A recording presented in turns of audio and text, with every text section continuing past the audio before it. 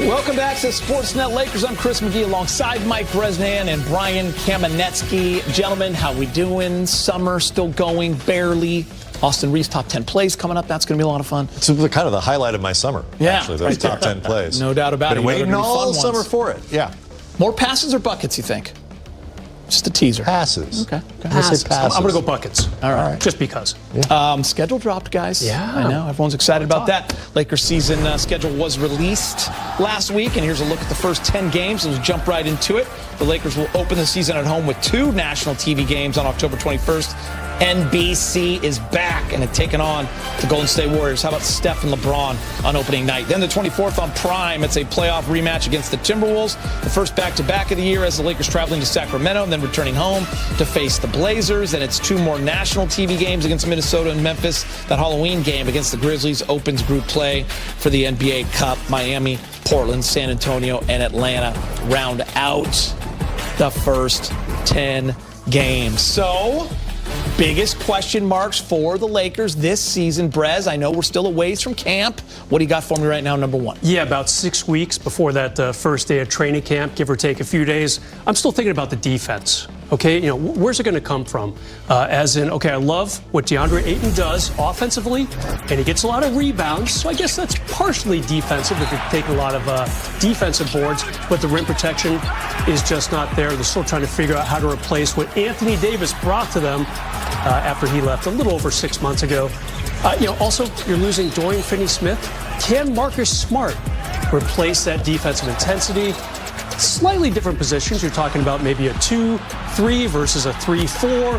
But I just want to see how this team does defensively. They were 17th overall in defensive rating last season. Can they improve upon that? It's going to be tough. Yeah, I'm interested to see, like, from a, we feel like we have an idea of who's going to be in this rotation. But is Dalton Connect going to crack into this somewhere? Because last year, he had these moments in November where it looked like, okay, the Lakers really did land on something. The entire league screwed up by not taking this guy. And as the year went on, teams started guarding him a little tighter. He was a part of scouting reports. The defensive questions with Connect became more prominent, and it was harder for JJ Redick to find minutes for him. Obviously, I think the trade that wasn't started to impact what Connect was doing, but it was interesting. The Athletic put out a redraft of the Connect draft, from 2024, and he wasn't in the top 20 anymore. Like, if you redrafted that, he wasn't part of that top 20 group. Fair, unfair, it's a meaningless exercise, but it gives you an idea of why, when, all these early projections of who's going to be in the rotation and who's not, he's not in there. But if he can crack the rotation, it makes a huge difference to what the Lakers are able to do. That surprised me, because if you did that in January or December, which I'm sure they did, he's probably top 10, top 8. Times change, man. Wow. Yeah. Also, Summer League, people, critical of Dalton Connect in Summer League. So I'm hoping that he can crack that rotation. Yeah. And because he offers a lot of value. All right, Brez, for number 2. The bench. I've been beating this drum for a while now, and I go back to last season. They were dead last in the playoffs in bench scoring. And BK, you say, of course they were. There was that one game where they really didn't play much of the bench. But if you look at the regular season, they were second from the bottom in bench scoring. So a lot of the same guys are back. You do lose Dorian Finney-Smith. Would Malcolm Brogdon maybe help this out a little bit? If he ends up signing with the Lakers, it would have to be a vet's minimum deal, a little under $3 million. But he, in my mind, would definitely help him score. Not a great defender, but I'm just talking about bench scoring now, BK. I don't care about the bench defense. I felt like that was a big problem for them after D'Lo was traded last February. Yeah, I think it's interesting when all of these components and these pieces, part of the pieces on this bench are guys like Gabe Vincent. Rui Hachimura is a starter. Maybe he still remains a starter this year. Maybe he doesn't. But they have all of these players on expiring contracts. Maxi Kleber, people forget Maxi Kleber's on the team, let alone whether he's in the rotation or not. And so all of these guys were rumored to be in deals. Rob Pelinka wasn't able to put something together that worked for the Lakers. As the season goes on, perhaps to address the kind of bench scoring that Mike's talking about, fill a hole somewhere else, do these contracts have value as the season goes on? Can Rob Pelinka find ways to fill some of these remaining holes as we get closer to the deadline? I'm really curious about that. Trade deadline. I'm already into thinking February. about it. All right, let's talk about a little Luka Doncic, by the way, and there'll be some must-see TV this season with Luka, of course. Here's when he's taken on the Dallas Mavericks, his former team.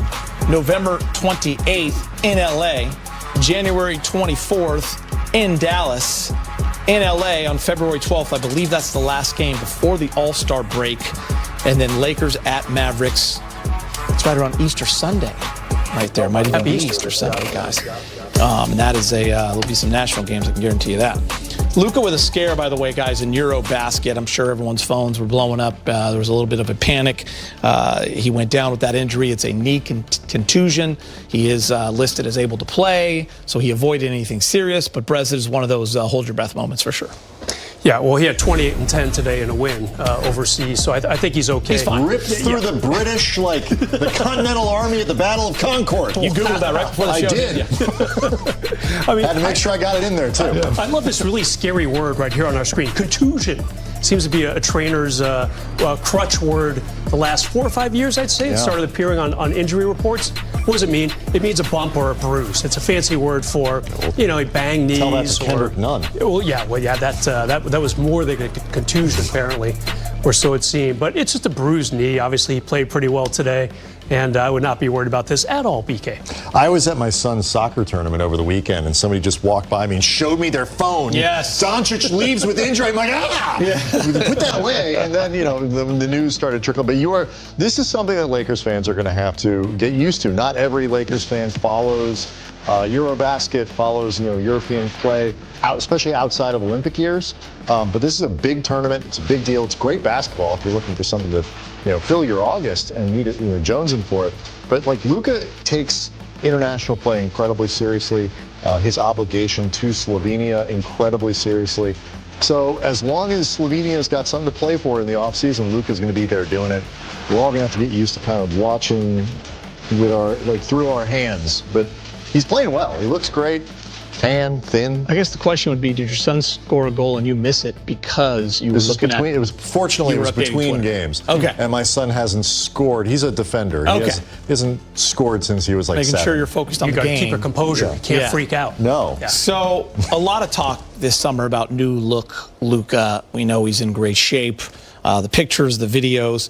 But also, guys, he's heading into a training camp with the Lakers, coming over in February. How important is that he's going to be so much more comfortable in this system and with these guys? Yeah, it's not like when the Lakers acquired him in February that he was healthy and ready to go and started playing right away. He was coming off that almost 2-month injury where he really had to kind of ease into things, and now he can really start to digest the offense, the defense. I really like that it's the same coaching staff, So he got to get to know JJ Redick a little bit for a couple months. And I'm sure they've been talking a lot during the offseason. And now he gets to really fully absorb the Laker offense. And don't forget, Laker assistant coach Gary St. Jean is in Slovenia with him. So I think that's a nice little addition, nice little bonus for him. I do always like the story. Ooh.